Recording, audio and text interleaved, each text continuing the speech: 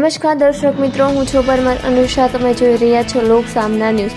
તો જોઈએ આજના સમાચાર ભંડુરીથી અમારા રિપોર્ટર ગોવિંદ હડિયા સાથે. ભંડુરી ગામમાંથી એક આનંદમય અને આધ્યાત્મિક સમાચાર સામે આવી રહ્યા છે.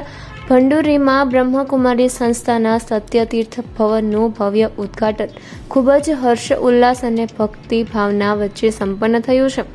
સમગ્ર ગામમાં અનંત અને આધ્યાત્મિક ઉર્જાનો અદ્ભુત માહોલ જોવા મળી રહ્યો છે. કાર્યક્રમ દરમિયાન ગામની માતાઓ અને બહેનો દ્વારા માથા પર કળશ ધારણ કરી પરંપરાગત વેશભૂષામાં ગરબા સાથે મહેમાનોનું અનોખું સ્વાગત કરવામાં આવ્યું હતું. આ દ્રશ્ય સમગ્ર વાતાવરણને ભક્તિ અને ઉત્સાહથી ગુંજાવી દીધું હતું. 15 એપ્રિલ 2026ના રોજ યોજાયેલા કાર્યક્રમમાં માળિયા અને માંગરોળ વિસ્તારના ધારાસભ્ય ભગવાનજીભાઈ કરગઠિયા મુખ્ય મહેમાન તરીકે ઉપસ્થિત રહ્યા હતા. સાથે સાથે બ્રહ્મકુમારી ડોક્ટર દામિનીબેન, ભંડુરી ગામના સરપંચ ગોપાલભાઈ અને કેશોદ સેવા કેન્દ્રની મુખ્ય સંચાલિકા બ્રહ્મકુમારી રૂપાબેનના હસ્તે ઉદ્ઘાટન કરવામાં આવ્યું હતું. ખાસ વાત એ છે કે આ અવસરે બ્રહ્મકુમારી ભંડુરી સેવા કેન્દ્રના 25 વર્ષ પૂર્ણ થતા સિલ્વર જુબેલી નિમિત્તે મેડિટેશન હોલમાં કેક કટિંગ કરવામાં આવ્યું હતું, જેમાં ઉપસ્થિત સૌએ ખુશી વ્યક્ત કરી હતી.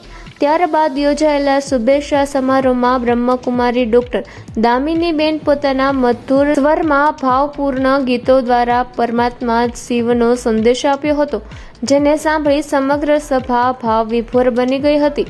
મુખ્ય મહેમાન ભગવાનભાઈ કરગઠિયાએ પોતાના સંબોધનમાં જણાવ્યું હતું કે જીવનમાં આધ્યાત્મિક ઉન્નતિ માટે રોજનો 1 કલાક આધ્યાત્મિક માટે ફાળવવો જોઈએ અને બ્રહ્મકુમારીના સેવા કેન્દ્રોમાંથી જ્ઞાનનો લાભ લેવો જોઈએ.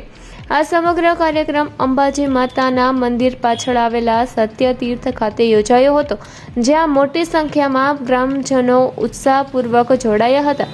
કાર્યક્રમના અંતે બ્રહ્મભોજનનું આયોજન કરવામાં આવ્યું હતું અને સૌએ પ્રભુ પ્રસાદીનો લાભ લીધો હતો.